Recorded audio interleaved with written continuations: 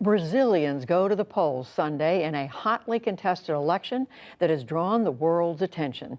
Voters will decide whether to re-elect their right-wing president, Jair Bolsonaro, or return the twice-elected former president, known to everyone as Lula, to power. In partnership with the Pulitzer Center, special correspondent Jane Ferguson reports from the Atlantic coast state of Bahia, north of Rio. It takes a strong person to survive the slums known as favelas of Panama City. On top of crushing poverty and crime, people must fight just to keep a roof over their heads. Under the government of Jair Bolsonaro these last 4 years, efforts by farmers and land developers to push the poor off unoccupied lands, often with violence, have increased. It's terrible because he armed the land speculators. They say that we are troublemakers, invaders, and they arm the farmers and say that we don't have the right to land. Nildes Araújo leads the fight to defend her home, this small patch of land she shares with 60 families living in tiny makeshift houses. She works with a land rights organization, and after speculators sent gunmen to chase them away, Araújo got a lawyer, went to court, and won the right to stay for now.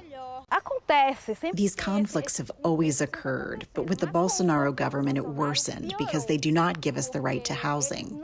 And if it were up to him, we were all on the street. Millions of Brazilians live in favelas on land they don't own or rent because they cannot afford to. Residents connect illegally to local power and water sources, and the areas are often blighted by gang violence. But there are few other options for the country's vast population living in poverty. Marinesh Andrade lived on the streets for most of her life before Araújo helped her come here. Her organization gave Andrade this small wooden home to live in 4 years ago. The memory of life on the streets is still painful for her. I have suffered for 58 years. My whole life has been suffering. I used to beg by the church, and I had to hide my children when they were small so they wouldn't get killed.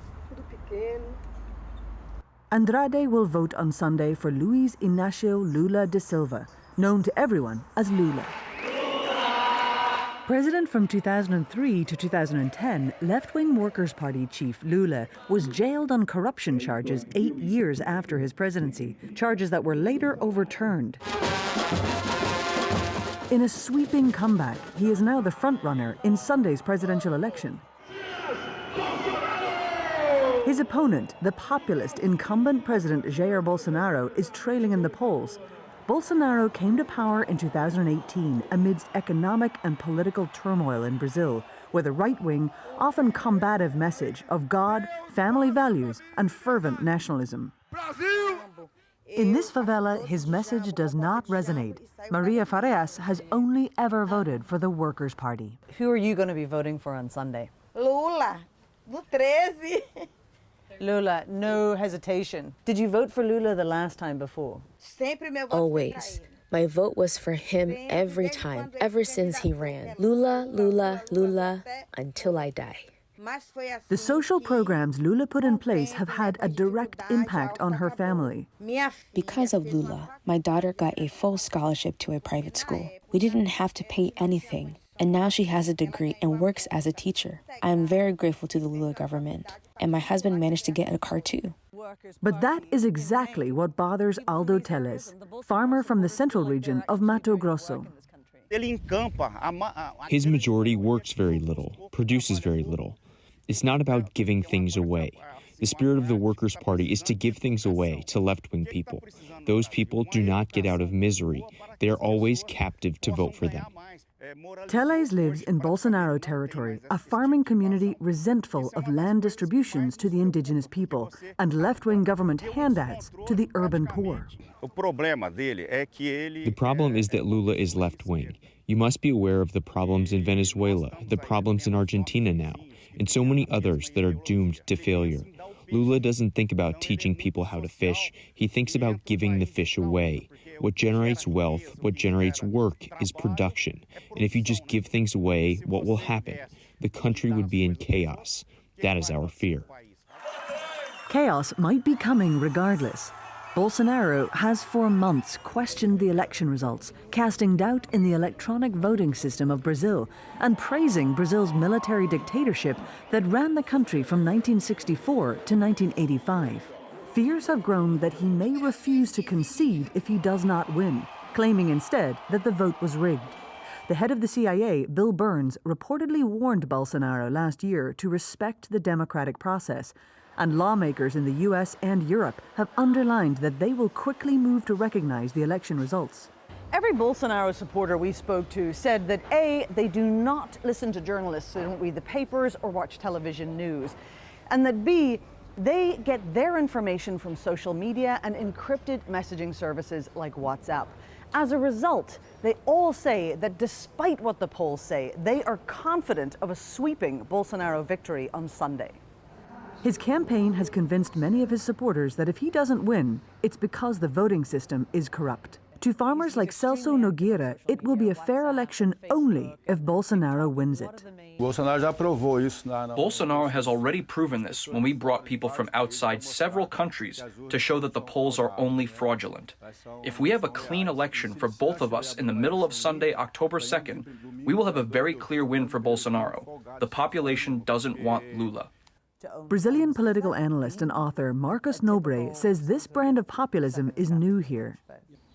This is completely different because, for one thing, it's far-right populism, and in this sense he was able to circumvent the usual gatekeepers in the media, and he was able to convince some groups that felt underrepresented that going with him would change everything.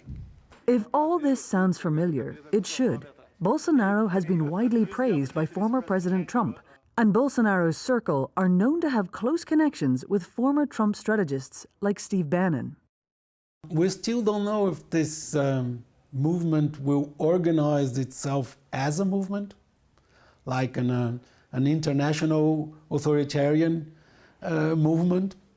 But what we know is that they have connections and they exchange information and techniques. Not all who are planning to vote for Bolsonaro are diehard supporters.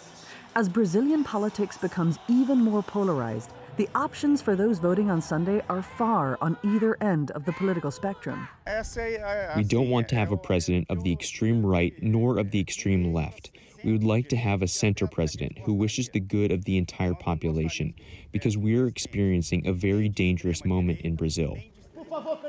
There is a growing realization in Brazil that politics here has fundamentally changed. The increasing polarization and angry rhetoric has many on edge. As Brazilians use their right to vote on Sunday, their country's democracy feels increasingly fragile. For the PBS NewsHour, I'm Jane Ferguson in Chuapa, Brazil.